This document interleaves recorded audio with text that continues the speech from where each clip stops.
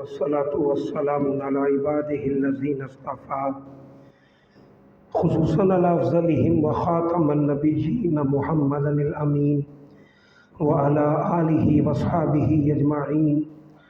أما بعد فأعوذ بالله من الشيطان الرجيم. بسم الله الرحمن الرحيم. لقد كان لكم في رسول الله أسوة حسنة. صدق الله العظيم وصدق رسوله الكريم. رب اشرح لي صدري ويسر لي أمري واحلل عقدة من لساني يفقهوا قولي. اللهم أرنا الحق حقا وارزقنا اتباعه وارنا الباطل باطلا وارزقنا اجتنابه. اللهم الهمنا رشدنا وعظنا من شرور أنفسنا. اللهم انفعنا بما علمتنا وعلمنا ما ينفعنا وزدنا علما. آمین یا رب العالمین. نبی محترم صلی اللہ علیہ وآلہ وسلم کی سیرت مطہرہ کا مطالعہ اللہ کی توفیق سے کر رہے ہیں، جس کے ضمن میں ہماری 3 نشستیں اللہ کی توفیق سے ہوئی ہیں۔ پہلی نشست کے اندر انبیاء کا آنے کا جو مقصد ہے اس کی بابت اللہ کی توفیق سے بات ہوئی۔ پھر دوسری نشست کے اندر ہم نے سارے انبیاء کی ایک تاریخ جو ہے اس کا مطالعہ کیا، اور خصوصیت کے ساتھ کہ اللہ کے نبی صلی اللہ علیہ وآلہ وسلم کی سیرت کا پڑھنا ضروری کیوں ہے۔ پھر تیسری نشست کے اندر جزیرہ نما عرب اور آپ صلی اللہ علیہ وآلہ وسلم کے ساتھ جن جن چیزوں کی نسبت تھی، یعنی کس علاقے میں پیدا ہوئے، وہ علاقہ کیسے آباد ہوا، وہاں کی معاش کیا تھی، وہاں کے مذاہب کیا تھے، وہاں کا اخلاق کیا تھا، آپ صلی اللہ علیہ وآلہ وسلم کس خانوادہ سے تعلق رکھتے تھے، یہ ساری کی ساری باتیں ہماری گزشتہ نشست میں آ گئیں۔ اور جہاں پہ ہماری بات مکمل ہوئی تھی وہ واقعہ فیل ہے کہ جس میں ایک یمن کا عیسائی بادشاہ ابرا کہ جسے حبشہ کے بادشاہ کی سپورٹ حاصل تھی، اسی کے زیر دست تھا، اس نے خانہ کعبہ اٹھانے کے لیے ایک بہت بڑا لشکر جس کے اندر 7 یا 9 ہاتھی بھی تھے ان کو لے کر آیا، لیکن اللہ تعالیٰ نے معجزانہ طور پر اپنے گھر کی حفاظت کی۔ اس پہ ہم نے اپنی نشست جو ہے گزشتہ اسے مکمل کیا تھا۔ پھر اس سے آگے جا کر نبی کریم صلی اللہ علیہ وآلہ وسلم واقعہ فیل کے 50ویں روز یا 50 دن کے بعد پیدا ہوئے ہیں، اور نبی کریم صلی اللہ علیہ وآلہ وسلم کے والد بزرگوار ان کے حوالے سے بھی بات ہوئی تھی کہ اللہ سبحانہ و تعالیٰ نے جس طرح اسماعیل علیہ السلام کو یہ فضیلت عطا فرمائی ہے کہ انہیں ذبیح کا لقب ملا، ایسے ہی ان کے والد بھی انہیں ذبح کرنا چاہتے تھے، لیکن یہ کہ وہ ساری بات آ گئی تھی کہ اللہ تعالیٰ نے حفاظت فرمائی، اور نتیجتاً جناب عبداللہ جو ہیں وہ بچ گئے، لیکن ان کو بھی جزیرہ نما حجاز کے اندر ذبیح کے لفظ سے پکارا جاتا تھا۔ لہذا جب ان کی عمر تقریباً 25 برس ہو گئی تو جناب عبد المطلب نے ان کی شادی کی ہے، اور شادی کے لیے عمر بن عائض بن عمران بن محبوب بن یکتا بن مرہ کی صاحبزادی اور عبد المطلب کی اولاد میں عبداللہ سب سے زیادہ حسین، سب سے زیادہ پاک دامن، اور جناب عبد المطلب کے سب سے زیادہ چہیتے تھے، لہٰذا ان دونوں کی شادی ہو گئی۔ حضرت عبداللہ کی شادی کے کچھ عرصہ کے بعد ہی ان کے والد نے انہیں مدینہ المنورہ میں کھجوریں لینے کے لیے بھیجا، جبکہ بعض روایات کے اندر کہ ان کا جو اصل پیشہ تھا یعنی تجارت، اس کی غرض سے شام گئے تھے، اور وہیں شام پر ہی آپ کی وفات ہو گئی۔ بعض سیرت نگاروں کے نزدیک یہ ہے کہ حضور صلی اللہ علیہ وآلہ وسلم اس وقت تک پیدا ہو گئے تھے اور تقریباً 2 ماہ کے تھے، جبکہ اکثر جو مورخین ہیں، جو سیرت نگار ہیں، ان کا رجحان اس طرف گیا ہے کہ نہیں، بلکہ حضور صلی اللہ علیہ وآلہ وسلم ابھی دنیا کے اندر تشریف فرما نہیں ہوئے تھے، اپنی والدہ کے بطن کے اندر تو منتقل ہو گئے تھے، لیکن یہ کہ ابھی دنیا کے اندر آپ کی ولادت باسعادت نہیں ہوئی تھی، لہٰذا ان کی وفات ہو گئی۔ اس وقت ان کی عمر 25 برس تھی، اور وہاں پر پھر یہ کہ ان کو جب دفنا دیا گیا تو اللہ سبحانہ و تعالیٰ نے ان کی وفات سے کچھ عرصہ کے بعد، جیسے میں نے کہا کہ عام لوگوں کی زیادہ مورخین کی رائے یہ ہے کہ آپ بعد میں پیدا ہوئے، نبی کریم صلی اللہ علیہ وآلہ وسلم کی ولادت باسعادت ہوئی۔ آخری پیغمبر جناب مسیح علیہ السلام کو دنیا کے اندر آئے ہوئے 571 برس گزر چکے تھے، اور انسان نے جتنے بھی فلسفے ایجاد کیے ہیں وہ انہی 571 برسوں کے اندر کیے ہیں۔ کل کا کل دین اصل فلسفوں ہی کی شکل کے اندر رہ گیا تھا، اور انسانیت کا معاملہ یہ تھا کہ شدید ترین گمراہی کے اندر تھے۔ یعنی آخری پیغمبر جو ہیں عیسیٰ علیہ السلام، جنہوں نے ولادت کے چند گھنٹوں کے بعد ہی اپنے پنگھوڑے میں جھولتے ہوئے یہ اعلان کیا تھا کہ انی عبد اللہ آتانی الکتاب وجعلنی نبیا، ان کی والدہ محترمہ پر سنگین تہمت لگا دی گئی ایک بڑے گروہ کی طرف سے، جبکہ دوسرا گمراہی کی اتھاہ گہرائیوں میں اس طرح سے گرا کہ ابن اللہ سے ان کی تشبیہ دے دی۔ یہ انسان جو چشم کائنات کی پتلی ہے، اس کی کیفیت یہ تھی کہ کبھی پتھروں کے آگے سجدہ ریز ہے تو کبھی مظاہر فطرت کے آگے جھکا ہوا نظر آتا ہے، کبھی درختوں کے جھنڈ کے گرد طواف کنان محسوس ہوتا ہے۔ گویا کہ جتنی پستی ہو سکتی تھی وہ انسان کے اوپر لاحق تھی کہ اس وقت میں پھر ان حالات کے اندر اللہ سبحانہ و تعالیٰ نے اس ہستی کو بھیجا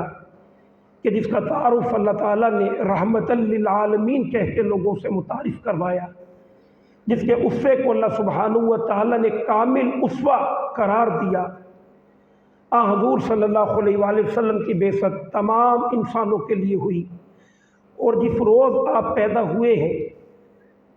مورخین نے، محدثین نے، مفسرین نے ایسے ایسے واقعات لکھے ہیں کہ جو اس بات کی علامت تھی کہ کسی شخص پر بھی کسی درجے میں کوئی شبہ نہ رہ جائے کہ آپ صلی اللہ علیہ وآلہ وسلم سید العالمین ہیں۔ لہذا ماں آمنہ فرماتی ہیں کہ جس وقت اللہ کے نبی صلی اللہ علیہ وآلہ وسلم میرے بطن سے برآمد ہوئے تو میرے جسم سے ایسا نور ظاہر ہوا کہ مکہ المکرمہ کے ایک کمرے کے اندر، ایک کٹیا کے اندر لیٹی ہوئی خاتون کو شام کے محلات تک نظر آ گئے۔ آپ فرماتی ہیں اس کے علاوہ مفسرین نے لکھا ہے کہ کسریٰ کا وہ مرکزی مندر کہ جس کی آگ گزشتہ 1000 برس سے نہیں بجھی تھی، وہ آگ خود بخود بجھ گئی۔ خانہ کعبہ کے سارے بت جو ہے وہ منہ کے بل گر گئے۔ جس روز نبی کریم صلی اللہ علیہ وآلہ وسلم کی ولادت باسعادت ہوئی ہے تو کیسر کا جو بڑا محل تھا اس کے 14 پلر خود بخود گر گئے۔ یہ تمام شیطانی اڈوں پر اعلان تھا اللہ تعالیٰ کا کہ اللہ کی توحید کو مکمل کرنے والی عظیم ترین ہستی دنیا کے اندر وقوع پذیر ہو چکی ہے۔ لہذا نبی کریم صلی اللہ علیہ وآلہ وسلم جب پیدا ہوئے ہیں تو آپ کی والدہ محترمہ نے اور ان کے جو دادا ہیں جناب عبد المطلب، ان کے پاس پوتے کی خوشخبری بھجوائی۔ وہ خوش ہوئے کیونکہ یہ بڑی ایک سمجھ کی بات ہے کہ ان کے 10 بیٹے تھے، ان میں سب سے چھوٹا فوت ہو گیا، اور اس کی وفات کے بعد اللہ نے پوتا عطا کیا تو کس قدر خوشی انہیں لاحق ہوئی ہوگی اندازہ کیا جا سکتا ہے۔ لہٰذا انہوں نے نبی کریم صلی اللہ علیہ وآلہ وسلم کو پکڑا اور آپ کا نام محمد رکھا صلی اللہ علیہ وآلہ وسلم۔ ایک آپ کا لقب ہے احمد، جو افعل کے وزن پہ ہے، جس کا معنی ہے کہ سب سے زیادہ حمد کرنے والا، تو اللہ تعالیٰ کی سب سے زیادہ حمد نبی کریم صلی اللہ علیہ وآلہ وسلم نے ہی کی ہے۔ इसी की बुनियाद पर आप सल्लल्लाहु अलैहि वसल्लम का नाम नामी अहमद है। इसी तरह इसी से इसमें मफ़ऊल जो है वो बनता है मुहम्मद, यानी जिस हस्ती की सबसे ज़्यादा कायनात के अंदर तारीफ़ की गई है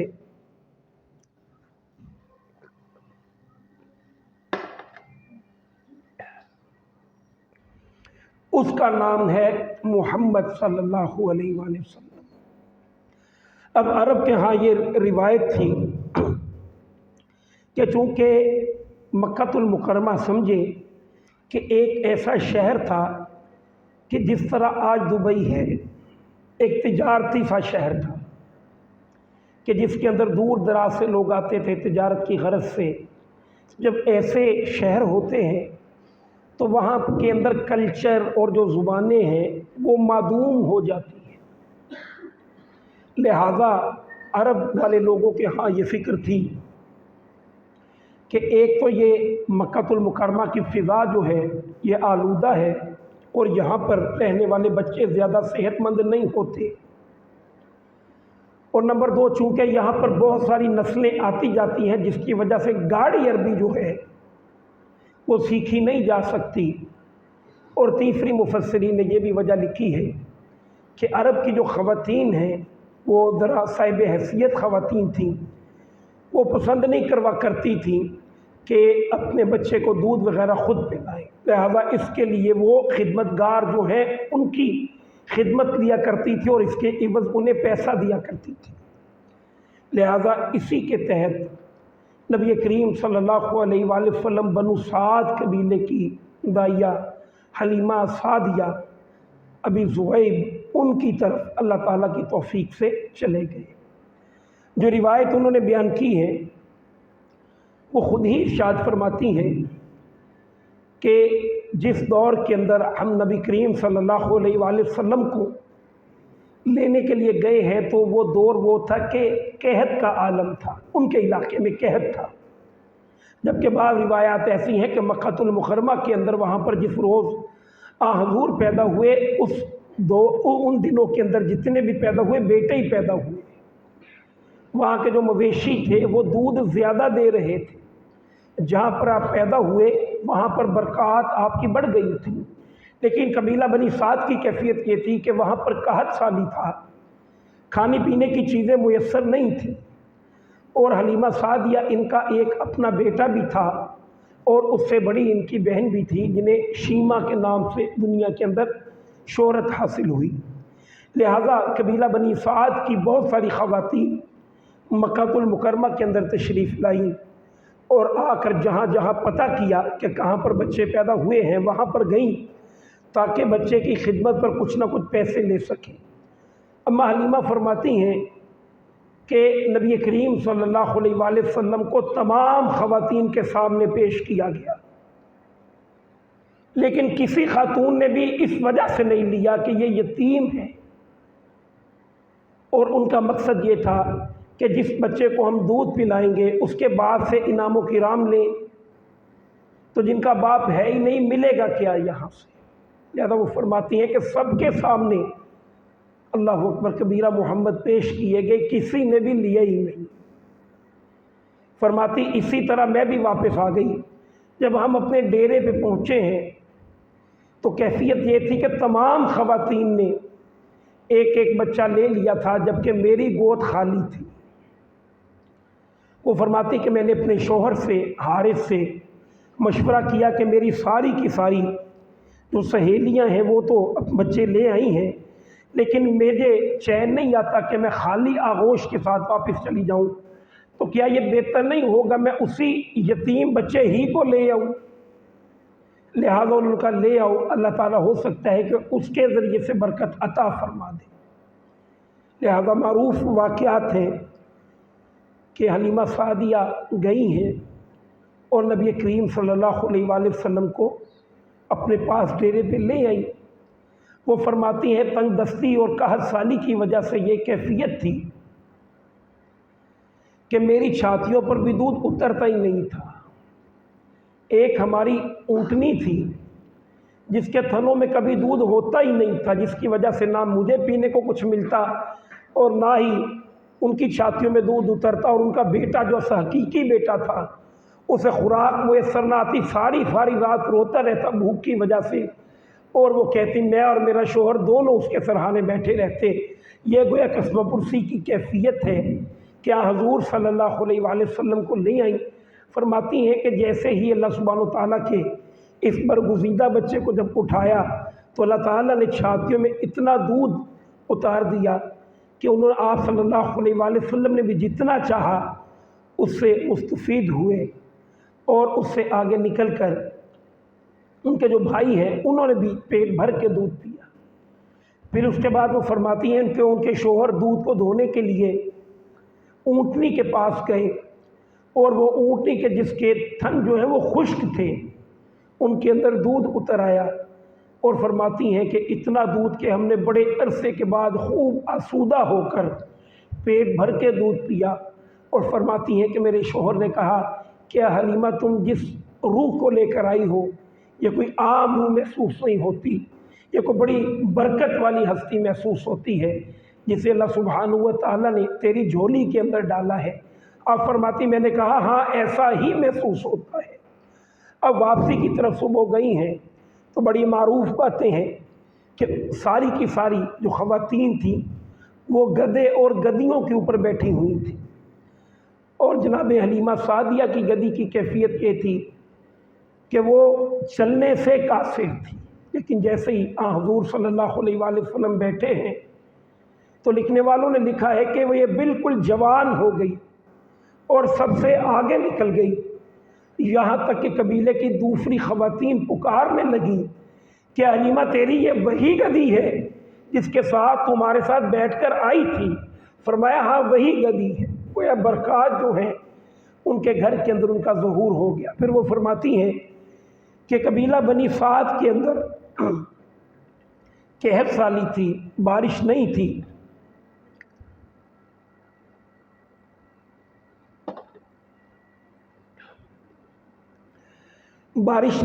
قحط سالی تھی، لیکن فرماتی ہیں کہ جہاں پر ہماری بکریاں چرنے کے لیے جاتی تو پتہ نہیں انہیں چارہ کہاں سے مل جاتا، خوب بھرے پیٹوں وہ واپس آتی، خوب دودھ جو ہے وہ میسر آتا، گویا ان کے گھر کے اندر رحمت جو ہے وہ بڑھ گئی۔ اور اسی کیفیت کے اندر 2 برس جو ہے وہ اماں حلیمہ کے ساتھ ان کے آپ صلی اللہ علیہ وآلہ وسلم کے ساتھ گزر گئے۔ وہاں کی رسم کے اندر یہ بھی بات شامل تھی کہ 2 برس کے بعد بچہ والدہ کو واپس کر دیا جاتا تھا، لہٰذا اپنے عہد کے مطابق بچے کو ساتھ لیا اور بی بی آمنہ ان کو دینے کے لیے وہ چلی گئیں، لیکن یہ کہ بچہ دینے کو جی نہیں چاہتا تھا، تو وہ کہتی ہے کہ میں نے خود کہا نبی کریم صلی اللہ علیہ وآلہ وسلم کی والدہ محترمہ سے کہ یہ تو بچہ ہے اسے 1-2 سال ہمارے پاس اور رہنے دیں، کیونکہ مکہ کے اندر وبا آنے والی ہے اور میں بچے کے بارے میں ڈرتی ہوں کہ اس وبا پہ اس پہ کوئی اثر نہ ہو جائے، لہٰذا اس ڈر سے کہ بچہ بیمار نہ ہو جائے بی بی آمنہ نے پھر بچہ انہی کے سپرد کر دیا۔ وہ لے آئی، یہاں تک کہ بعض سیرت نگاروں نے لکھا ہے جب 3 برس کے ہو گئے، اور بعض نے لکھا ہے کہ جب 4 برس کے ہو گئے تو ایک عجیب واقعہ پیش آیا کہ وہ بکریاں چرانے کے لیے کسی کھلی جگہ پر موجود تھے کہ جناب جبرائیل امین تشریف لائے، اور انہوں نے نبی کریم صلی اللہ علیہ وآلہ وسلم کا سینہ مبارک چاک کر دیا، اور آپ کا قلب منیر جو ہے اسے ایک تشت میں جس میں زمزم تھا اس کے اندر رکھ دیا، اور آپ صلی اللہ علیہ وآلہ وسلم کی گویا کہ ساری صفائی کی، اور ایک لوتھڑا نکال کر فرمایا کہ یہ شیطان کا حصہ ہے جس کو ہم نے نکال دیا، پھر دل کو ایک تشت میں زمزم کے پانی سے دھویا، پھر سے جوڑ کر اس کی جگہ لوٹا دیا۔ اب یہ کیفیت دن کے وقت ہوئی، کھلے ماحول میں ہوئی، دائیں بائیں کے بچے وہ دیکھ رہے تھے، ڈر گئے، اور اسی کیفیت میں اماں حلیمہ کے پاس گئے اور جا کر کہا کہ محمد صلی اللہ علیہ وآلہ وسلم قتل کر دیے گئے ہیں۔ یہ بھاگی ہوئی آئی لیکن جب بھاگی ہوئی پہنچی ہیں تو دیکھا ہے کہ اللہ کے نبی کھڑے تھے، لیکن یہ کہ ان کے دل کے اندر خوف پیدا ہو گیا، لہٰذا انہوں نے بچے کو اٹھایا اور ان کی والدہ محترمہ کے پاس، بعض روایات کے اندر 4 برس میں، بعض کے اندر 5 برس کے اندر، والدہ محترمہ بی بی آمنہ کو جا کر دے دیا۔ اس کے بعد نبی کریم صلی اللہ علیہ وآلہ وسلم نے کچھ سال، 1.5 سال کا عرصہ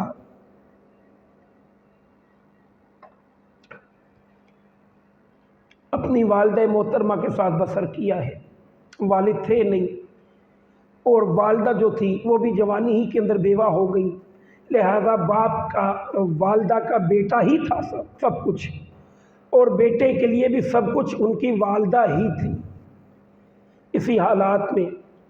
بی بی آمنہ نبی کریم صلی اللہ علیہ وآلہ وسلم کے والد بزرگوار جو مدینہ المنورہ کے اندر وفات پا گئے تھے، ان کی قبر پر گئیں، اور وہاں پر آپ نے 1 ماہ کا قیام کیا۔ لہذا جب وہاں سے واپس آ رہی تھی تو شدید بیمار ہو گئی، بیماری نے آ لیا، اور وہیں ابوا کے مقام پر ہی وفات پا گئی۔ اس پر بھی سیرت نگاروں نے ان کی جو آخری الفاظ ہیں، ان کے اشعار جو ہیں عربی زبان کے اندر، وہ لکھے ہیں کہ جب وہ وفات پانے لگی تو ان کی اپنی عمر بھی ابھی 25-26 برس ہی تھی، کہ انہوں نے یہ اشعار کہے کہ ہر چڑھنے والا دن جو ہے وہ ڈوب جائے گا، ہر بنی ہوئی شے ٹوٹ جائے گی، جو بھی آئے گا اسے بہرحال جانا ہے۔ کتنے بڑے بڑے رئیس ہیں کہ جن کی وجودوں کو، جن کے ناموں کو ان حالات کی سختیوں نے مٹا کے رکھ دیا،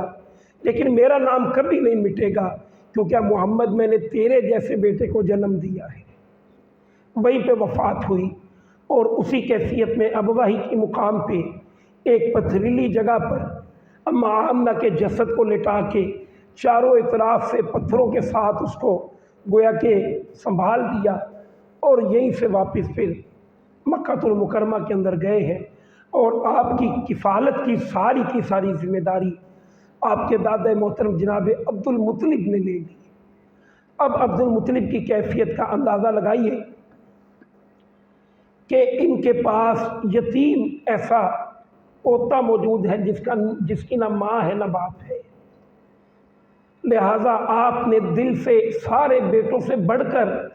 آپ صلی اللہ علیہ وآلہ وسلم سے محبت کی۔ یہ اپنے علاقے کے بادشاہ تھے، چودھری تھے، اور ان کی ایک خاص نشست ہوا کرتی تھی کہ جس نشست پہ سردار کے علاوہ کوئی نہیں بیٹھ سکتا تھا۔ مفسرین نے لکھا ہے کہ ان کے جو بیٹے، بڑے بڑے بیٹے تھے، ان کی بھی جرت نہیں تھی کہ اس جگہ پہ جا کے بیٹھ جائیں، اس نشست پہ جا کے بیٹھ جائیں، لیکن نبی کریم صلی اللہ علیہ وآلہ وسلم بھاگ کے اسی نشست پہ بیٹھا کرتے تھے، اور جب لوگ انہیں منع کرتے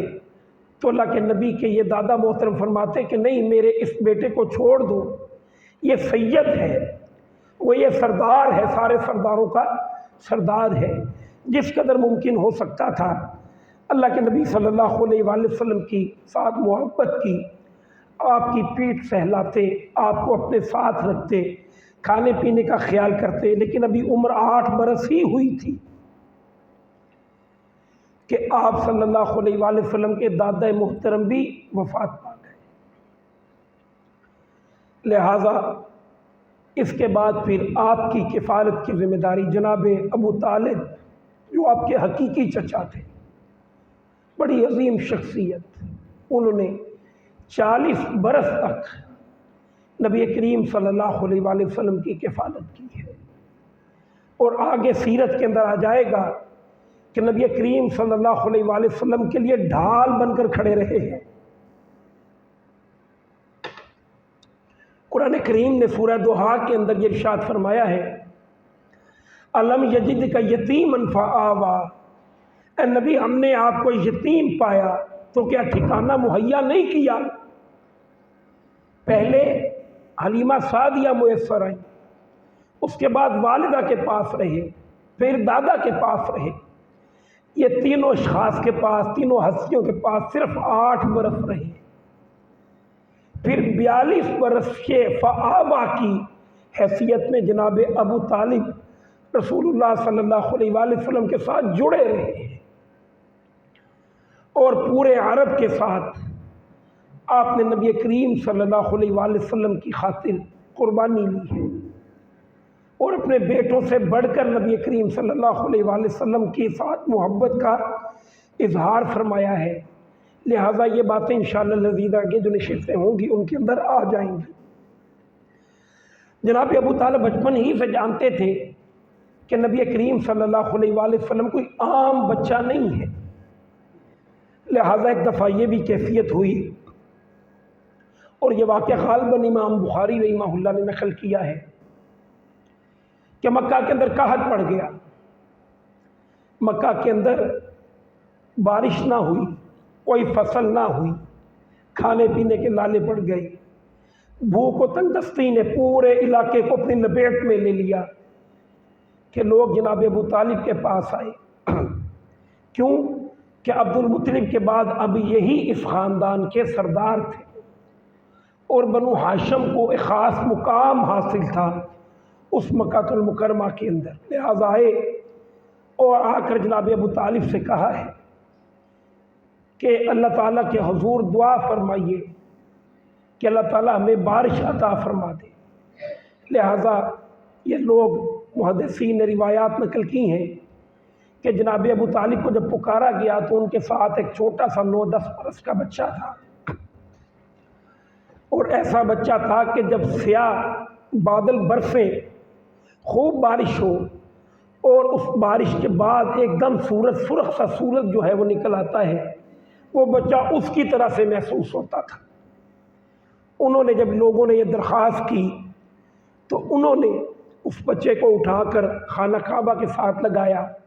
और बच्चे ने जनाब अबू तालिब की ये उंगली ऐसे पकड़ रखी थी और उन्होंने दुआ की कि अल्लाह ताला इस बच्चे की वसातत से, इसके वसीले से बारिश अता फरमा। मुहद्दिसीन ने लिखा है कि अभी ये अल्फाज उन्होंने कहे, कहीं पर भी कोई बारिश का इम्कान मौजूद नहीं था, लेकिन ये कि अचानक बादल चारों तरफ से आए और जितनी बारिश की ज़रूरत थी उतनी बारिश बरसी और बाद ने कहा इतनी बारिश हुई कि लोग फिर आ गए और फिर आकर कहा कि बारिश बहुत हो गई है, अब रुकवा दीजिए। उन्होंने फिर ऐसे ही किया, अल्लाह के नबी सल्लल्लाहु अलैहि वसल्लम को उठाया और फिर दुआ की और बारिश रुक गई। जिस पर जनाब अबू तालिब ने एक शेर कहा, वब युस्तस्कल गमाम बिवजहिही सिमाल यतामा इस्मतुल रामिल। वो खूबसूरत हैं और उनके चेहरे से बारिश का फैज़ान तलब किया जाता है, यतीमों के मावा और बेवाओं के मुहाफिज। और मुहद्दिसीन ने एक और वाक़या भी नकल किया कि नबी करीम सल्लल्लाहु अलैहि वसल्लम मदीनतुल मुनव्वरा में पहुँचे हैं और उम्र के आखिरी हिस्से में है, कहत साली का वक़्त आ गया। लोग नबी करीम सल्लल्लाहु अलैहि वसल्लम के पास तशरीफ़ लाए। जब तशरीफ़ लाए हैं तो अल्लाह के नबी ने दुआ की, कहा कि अल्लाह के नबी बारिश नहीं हो रही, दुआ फरमाइए। अल्लाह के नबी ने दुआ फरमाई।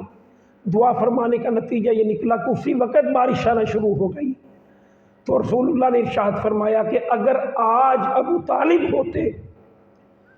तो इस बारिश की वजह से बड़े ही खुश होते। गोया कि नबी करीम सल्लल्लाहु अलैहि वसल्लम को बखूबी इसका एहसास था कि वो मुझसे कितनी मोहब्बत रखते थे और इन बातों से महसूस होता है कि अल्लाह के नबी ख़ुद भी उनसे बहुत ज़्यादा मोहब्बत रखते थे। बहरहाल जब आपकी उम्र 11 बरस हुई है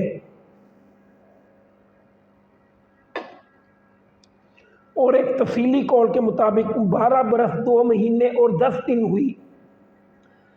तो मक्का वालों का जो समझिए कि बिज़नेस था वो तिजारत थी। अबू तालिब भी ताजिर थे, लिहाजा उन्होंने एक तिजारती सफ़र के लिए नबी करीम सल्लल्लाहु अलैहि वसल्लम यानी अपने इस यतीम भतीजे को भी साथ लिया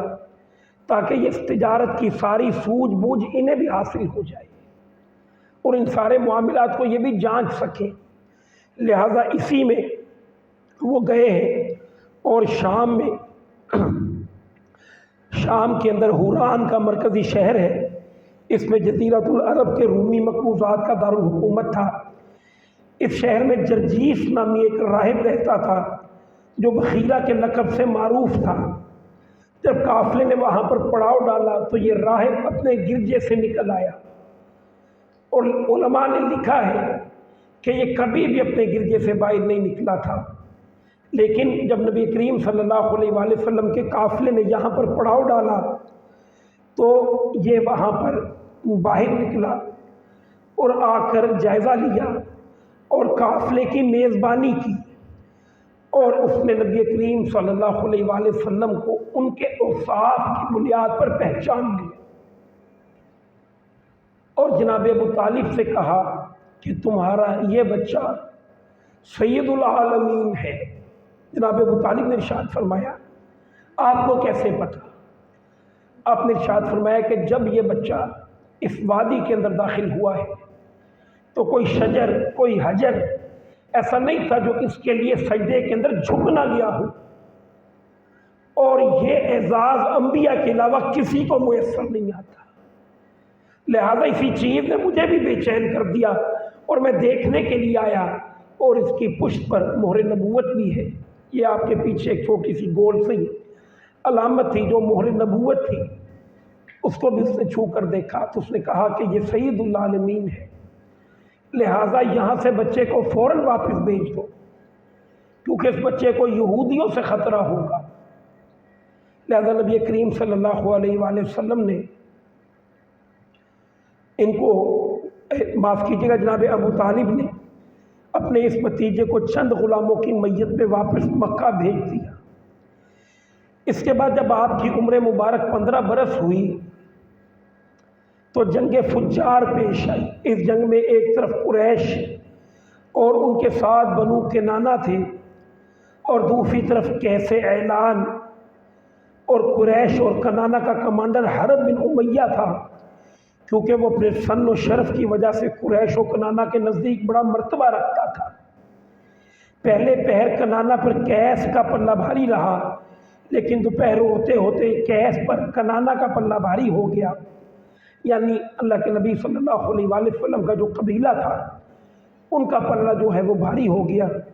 اس جنگ کے اندر اللہ کے نبی صلی اللہ علیہ وآلہ وسلم نے اپنے چچاؤں کو تیر پکڑائے ہیں۔ اس اعتبار سے یہ جنگ معروف تھی، وہ اس کے اندر آپ نے پہلی دفعہ کسی لڑائی کے اندر بنفس نفیس حصہ لیا۔ یہ وہ جنگ تھی کہ جس کے اندر حرم کی حدود کو بھی پامال کیا گیا اور حرمت والے مہینوں کی حرمت کو بھی پامال کیا گیا، جس کی وجہ سے اس جنگ کو جنگ فجار کہا جاتا ہے۔ اس جنگ کے بعد حرمت والے مہینے ذی قعدہ میں حلف الفضول نامی ایک معاہدہ جزیرہ نما عرب کے اندر، مکہ کے اندر رہنے والے لوگوں کے مابین پیش آیا۔ یہ کیا تھا کہ قبیلہ بنو زبیدہ ہے غالباً، کہ اس کا کوئی شخص تھا کہ جو تجارت کی غرض سے مکہ کے اندر آیا، اور احاس بن وائل نامی ایک شخص ہے کہ جس نے اس سے کوئی سامان خرید لیا، لیکن یہ کہ اس کی پیسے جو ہیں اسے نہیں دیے۔ اب یہ جو شخص ہے یہ زبیر بن عبد المطلب ان کے پاس تشریف لائے، یہ بھی نبی کریم صلی اللہ علیہ وآلہ وسلم کے چچا تھے، اور آ کر کہا کہ آس بن وائل نے مجھ سے پیسے میرے واپس نہیں کرتا، وہ مسافر تھے اور یہ مقامی تھے، لہذا اس نے کہا اس نے میرے پیسے مار لیے۔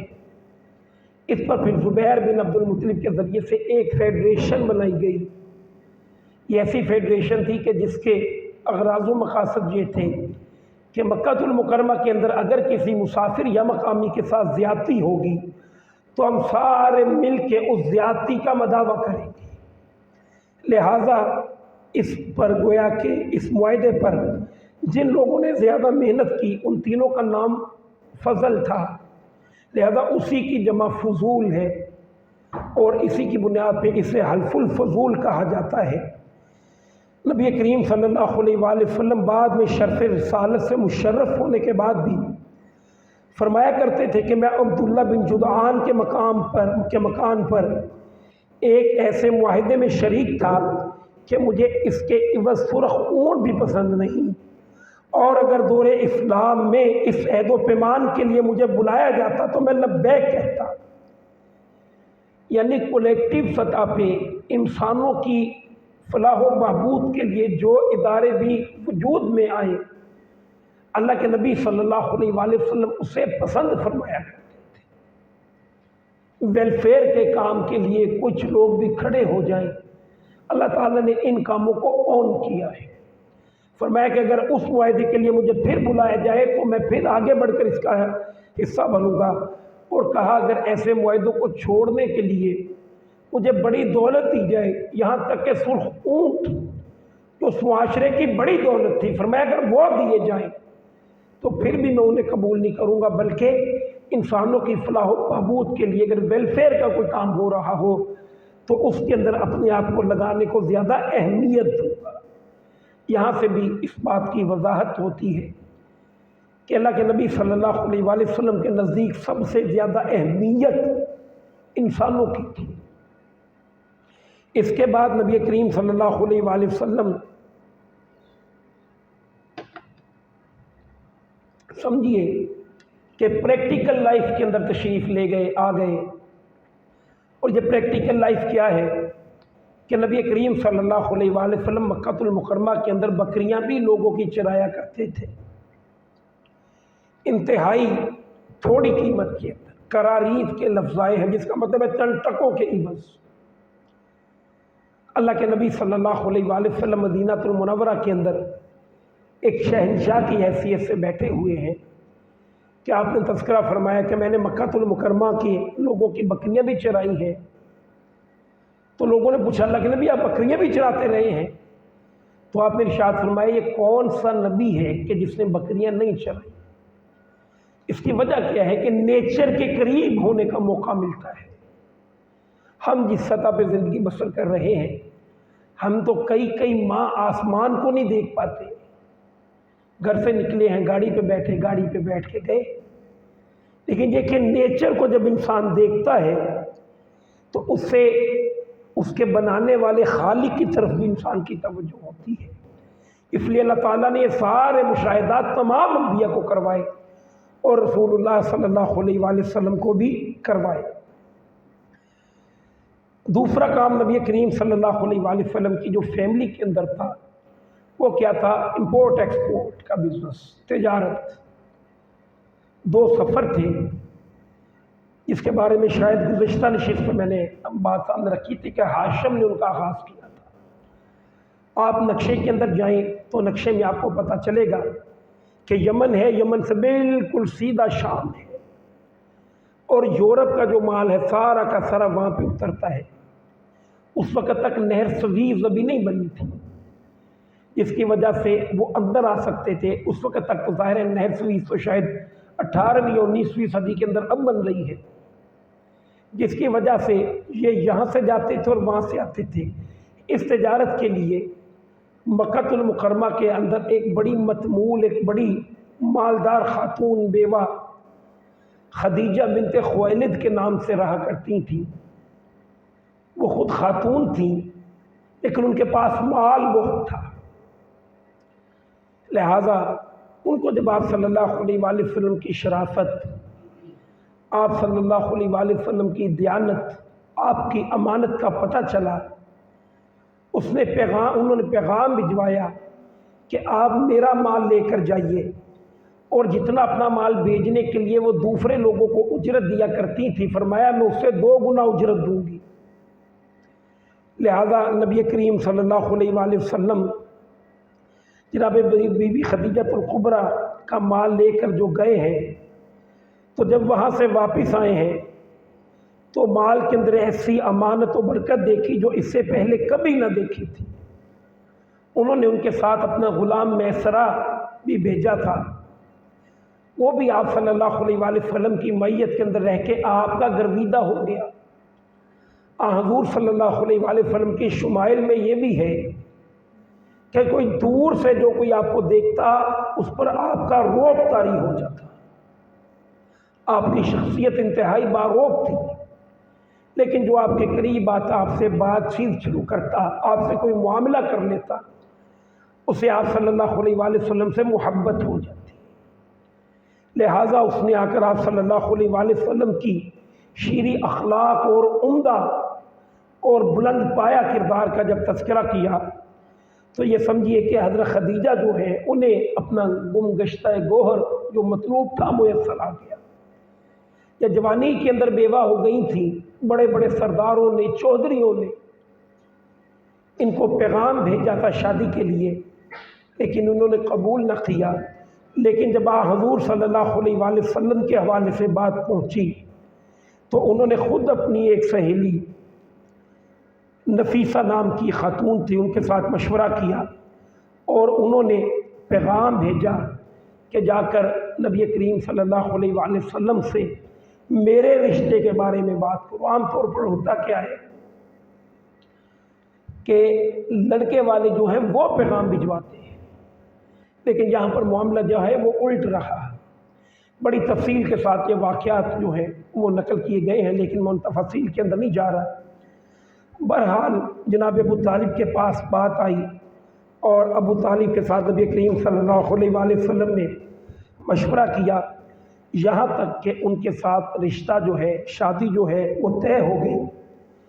اور نبی کریم صلی اللہ علیہ وآلہ وسلم کا نکاح جناب ابو طالب نے پڑھایا، اور 20 اونٹ نبی کریم صلی اللہ علیہ وآلہ وسلم کی طرف سے حق مہر جو ہے وہ ادا کیا گیا۔ اور یہ بھی روایات ہے کہ بی بی خدیجہ نے کوئی حق مہر قبول نہیں کیا، اور جب نبی کریم صلی اللہ علیہ وآلہ وسلم نکاح کے بعد بی بی خدیجہ کو لے کر جانے لگے تو انہوں نے روک دیا، اور مکہ کے اندر سب سے وسیع گھر انہی کا تھا۔ فرمایا کہ آپ یہاں پر تشریف لے کر آئیے، اب یہ سارے محلات، ساری دولت، سارے جائیداد یہ اب آپ ہی اس کے مالک ہیں۔ لہذا نبی کریم صلی اللہ علیہ وآلہ وسلم نے اس کو قبول کیا، جس پہ ابو لہب نے اس موقع پہ کہا کہ بچیاں تو ودا ہوتی ہی تھیں، اب کیا بچے بھی ودا ہوں گے؟ تو جناب ابو طالب نے فوراً جواب دیا کہ اگر بچہ محمد جیسا ہو تو پھر اس کے لیے تو لوگ اپنا جان و مال سب کچھ دینے کے لیے تیار ہیں۔ کوئی تیرے جیسا اگر بچہ ہو تو اس کو کون لے گا؟ اس کو تو کوئی پیسے دے کر بھی اس کے ساتھ کوئی شادی یا تعلق بنانے کو قبول نہیں کرے گا۔ گویا کہ اس وقت بھی اس کے ہاں شرارت تھی، جبکہ جناب ابو طالب نے اس کے معاملے کو بہرحال اس کے آگے پھر نبی کریم صلی اللہ علیہ وآلہ وسلم کی جب یہ پہلی شادی ہوئی ہے اس وقت آپ کی عمر مبارک 25 برس تھی، اور جناب خدیجہ الکبریٰ ان کی عمر تقریباً 40 برس تھی۔